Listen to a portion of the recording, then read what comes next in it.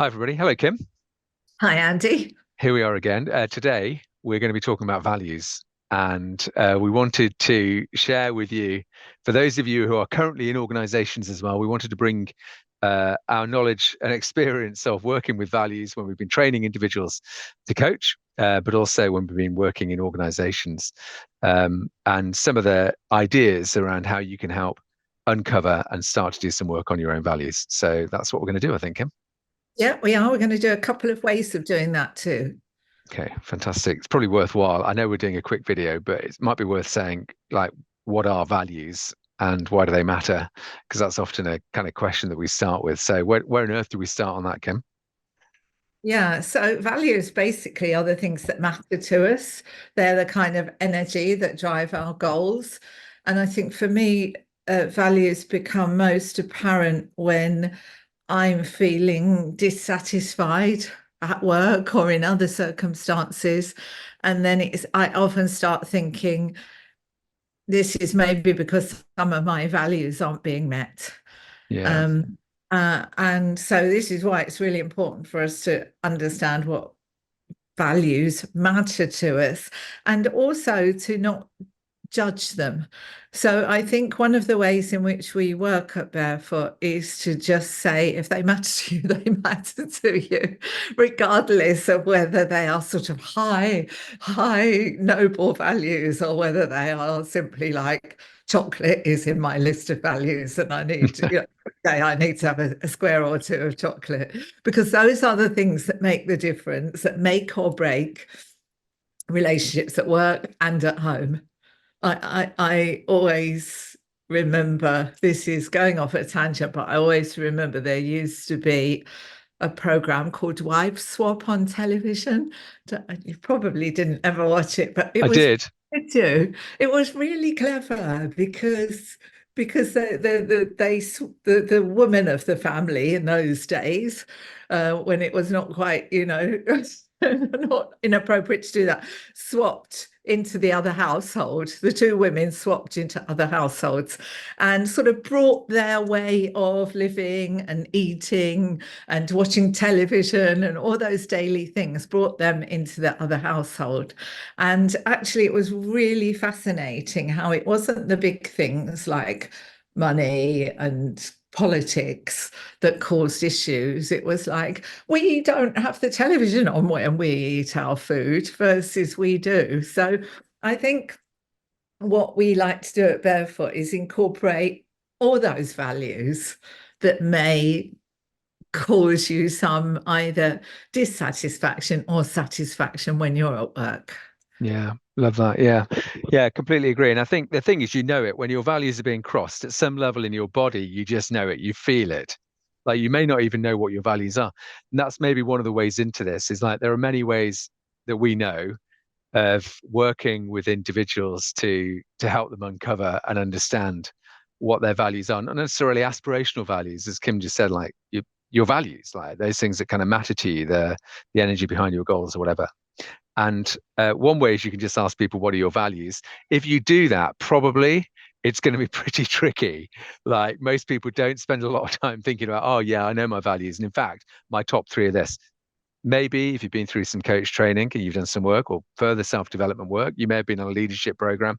Maybe you will have touched on it already, but there's a very good chance you haven't. So we definitely recommend, we're going to offer a couple of ideas about how you can uncover values that don't just involve asking, what are your values?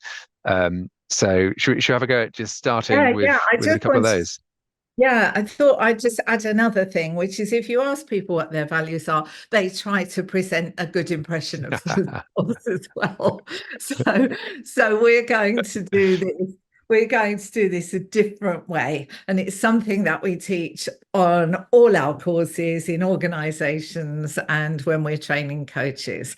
And it is simply to ask this question. Tell me about a time, Andy, when you felt really fulfilled and happy at work. Not necessarily here, but at any point in your life when you felt absolutely like this is kind of the best it gets. Yeah, And I'm just there. good. Okay, so talk me through it. What was going on? Well, I'm there immediately. I'm glad you said not in the current organization, even though I have many, many times of peak experience. However, um, the time is 2009, and it was when I was working for a retailer, and there'd been a merger, and I remember the actual specific moment. There was actually a moment when I was presenting in a very big conference where these two organizations were brought together to kind of tell a story about bringing the organizations together and create a kind of new future. And I remember it really well. It was in Telford. It was in a conference center. I remember what I was wearing. I was wearing a pinstripe suit, looked very sharp, and I had very shiny shoes. And I remember like 1,500 people, all of whom, many of whom I knew, quite a few I didn't. But I remember that very well. So it was like a specific moment. I remember the people around me. I remember where I was. I remember what I was doing, and I pretty well remember what I was saying. Yeah. Okay. Anything else you want to say? I can see you thinking. Well, there's loads, but I think I just remember being really excited by this kind of adventure. That's what I really remember. I remember thinking, "Oh, this is new. Like this is really new." And I always say, if I'm honest, and this is where the aspirational values definitely I feel are kind of like, oh God, like do I even want to say it? But I quite like the status of it, if I'm honest with you. I quite like being the one on the stage at that moment. I was quite excited by that. And I think, and that's the truth. Like, I'm not, like, I feel a bit bad saying that, but I really enjoyed it. Like, I really enjoyed being involved and having that kind of privilege of kind of setting the conversation and starting the conversation and representing this kind of new organization. It just, yeah, that felt fantastic. So, yeah. It's wonderful. Thank you. Thank you. So, for people watching this, you'll notice that I didn't ask lots of questions and let Andy just talk. And that's the beauty of this exercise, because what fascinates us is that out of all the thousands of things that Andy could have chosen to focus on there, he focused on the things he focused on. Um, before I feed back to you the things that you focused on, what did you notice, Andy? You started talking about the being on stage and the kind of status. What else Yeah. did you notice about any values that showed up? I think I definitely noticed something about adventure or new experiences. Yeah. Like that's, I mean, I notice that even now, actually, even just I was with friends on the weekend in Ireland and just going to a new place that I'd never been to before, kind of noticing how much energy I got from that. Like that sense of adventure and not knowing, and then going somewhere I hadn't been before definitely plays out. And I can see that throughout my entire life, actually, not just my workplace kind of values, but just my values that show up in the workplace and at home. So I definitely noticed that. And I noticed the energy I immediately got from just thinking about it, actually. I was Yeah. back there Yeah, I immediately. can really see it. So newness, Yeah. adventure, status, presenting. This is a very literal exercise in a way, because, as I said, you could have said many things, but you chose to say these. Mm. Um, telling a story, you said. Telling Yeah, a telling a story that story. brought two organizations together. Yeah. And the creativity, I think the creativity of that, there's something about it's a creative act, the way that Yeah, story's told, and the fact that it's in a very new context. That feels like for me, creativity is actually it is an important. I know it's an important value for me. It is yeah. And in many ways. and because you mentioned them, shoes and looking sharp. I'm not so sure. Maybe. Yeah. But seriously, is that a kind of not moral high value for you? I think it is. Yeah. Although I'm not sure how much that's linked to status at that time as well, and what I expect to see of a leader. But yeah, I think that does feel important to me. And then lots of people, some you knew, others you didn't. Yeah. Kind of relationships. I think the importance of that, not necessarily collaboration, if I'm honest with you, but I Oh, think just building relationships and being amongst people, yeah. um, kind of felt important and feels important to me. Yeah, So, like so that. because we're doing this quickly and we haven't got time to sort of really drill down into it, newness, adventure, Yeah, creativity, yeah, relationships, building relationships, yeah, status, yes, that status of being the one on the stage. yeah. Okay, so the question that I'm going to ask you, which is a delicate question for me to ask you, given that you no longer work for that retailer and we work together at Barefoot, is how much are those values currently being met in your work today? I would, I would say a great deal, a great deal. I think I mean, it's always a kind of, the days can be different, can't they? So like one day you'll be like, oh my God, like there's none of that going on. I'm not getting any of that. But I'd say on average, I get it a lot. I think many of those values are being met. And I think in many ways that's how we find, maybe I'm lucky enough to find myself here because actually it allows me to kind of have those values met more often than perhaps anywhere else I've been. So I would say very much so. I mean, probably if we dug into them, there are probably one or two where we're thinking, well, actually, maybe they're not as met as much. I'm not sure which Yes, they are, by the way. Um, yes, but but but I think it's a really good question, that an important one to answer. But it feels like for me, genuinely, most of the time, I would say those values are being met. thank you. Thank you for saying that. This could have gone horribly wrong, couldn't it, if you hadn't said that? Um, Uh, however, I do still want to ask the question, how will having brought these values into very conscious awareness, how will that enable you to ensure that you remain fulfilled and satisfied in this role? Yeah, I think simply simply naming them and staying connected to them in themselves, I think exerts some kind of magic. That's what I'm thinking. So I'm kind of continuing to be aware of those values. I remember reading the Brené Brown, like stuff on Brené Brown in the past, where she's talked about, one of the ways that you use values, like they have an actual use. Like, for Yeah, example, when you're presented with a situation you haven't had before, like one of the things you can do is just start to think about, well, given your two or three values that you really want to live out of, like what might you now do? And I yeah, think that's really interesting. So I think looking at all of those values, I think most of the time they do guide me, but I think staying connected to them and staying aware of them, particularly when presented with difficult or more challenging situations, I think is probably the time when values come into their own. That's what I'm thinking. yeah, I really like that. What else was on my mind was you and I have often have conversations about how, we get asked to do lots of things and how do we choose which of those things do we say yes to? And I Yeah, think that come into play then. I agree. I Value. agree. So that's one way, right? So thanks, Kim. One way, yeah, yeah, So peak experience, we call it peak. This is peak experience. We're talking about, the first question that Kim opened with, tell me about a time when you were at your best, most fulfilled, most energized, whatever it might be.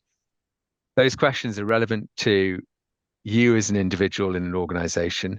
They're also very relevant, by the way. I was using them the other day, Kim, with the team. That was a great question for them. Just actually thinking about this team. When was there a time when you were at your best? And actually, very, very quickly, as you're listening in that narrative that follows, there are values. There are things that matter to that team that are giving them energy, no doubt about it. You just got to take the time to decode it. yeah. And So the starting point is listening. even talking about it, your energy lifts. Yeah, You go back into that moment, you really go back into reliving that moment and you feel the same feelings, don't you? Your energy really lifted as you talk. yeah, Yeah, I really felt it. yeah. There's another way. The other way is, let me see if I can get that to work because I think I'm Oh, there we go. That's So it. there we go. So yeah, here we are. We have some barefoot coaching cards. These are our values coaching cards.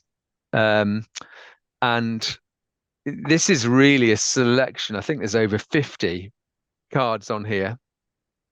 I'll show you one of them. There you go. There's one. Which one's that, by the way, Kim? I can't read that. Um, That's fun. funnily enough. So each card has a different value on it and a lovely image as well. And these can be used in a whole variety of different ways, but often what they provide is they provide the kind of the vocabulary and the stimulus to have a conversation about your values in particular. So, Kim, should we try them out? There are lots of ways of using these, by the way, and um, we offer many ways. I think actually in the cards themselves, there's a kind of instructions and recommended ways in which you can use them. But we're going to try them out live in a fairly unrehearsed manner. Yes. Um, I'm so, just Kim, so have you sifting got them through in them front of all. you? Have you Yeah, got? I've got them here, frantically sifting through them. But it's Yeah, probably quite a good way to do it very quickly and intuitively, it actually. probably is. Yeah, in a way, without overthinking. So there's lots of ways of doing it, but let's just try this way. So, Kim, thinking about your values and the organization that you work for and own, at Barefoot. Um, I wonder whether you could find uh, a card to represent a value that you feel is being really met really well right now for you, and maybe a value that actually isn't necessarily being met as well as you would like. So it doesn't have to be one card, could be multiple, but I'm aware of our time as well. Yes. So Okay, a I'll try. card where a value is being met and a card where a value is perhaps being less well met Okay, bear with me for just a second. will do.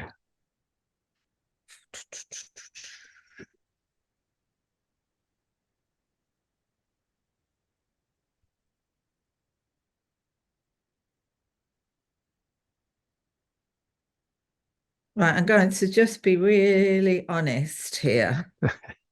Okay, really, really honest. So what are you going to start? What are you going to start with? I'm going to start with a value that is being met, Nice. and it's this one. Can you see that I okay? can actually, yeah. Creativity. Creativity. Yes. So you know what my mind is like. I have a new idea at least every 30 seconds. And working here with your wonderful support and the support of and tolerance of everyone around me allows me to express those ideas. Um, and and many of those ideas turn into products or courses, many don't. But being able to drive the business forward through innovation and creativity is something that is deeply important to me.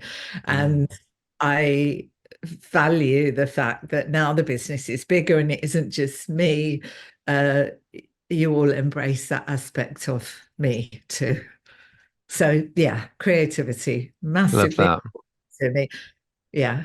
It's a good example, isn't it, here where when we talk about values, often we think we're talking about something that's kind of nebulous and almost below the waterline, and it's influencing lots of different things. But actually, in many ways, values can be absolutely tangibly observed, and this is a great example of that. So anybody that's spent any time with Kim, if you were if you were to come up with any words at all, creativity would probably be high up there. And so actually it's a value that just plays out, doesn't it? In all of your behaviors, many of our interactions, that's a very important value for you.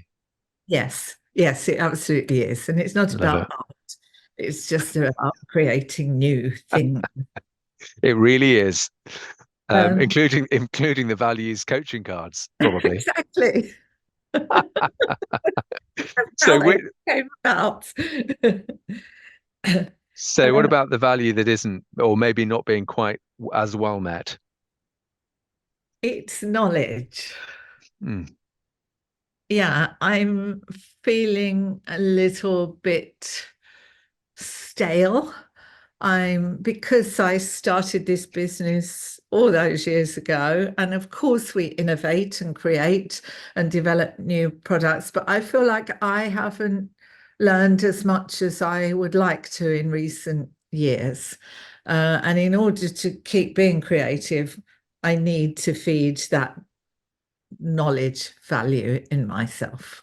And it surprised me. I was a little bit anxious about picking it up, but I just wanted to be really honest.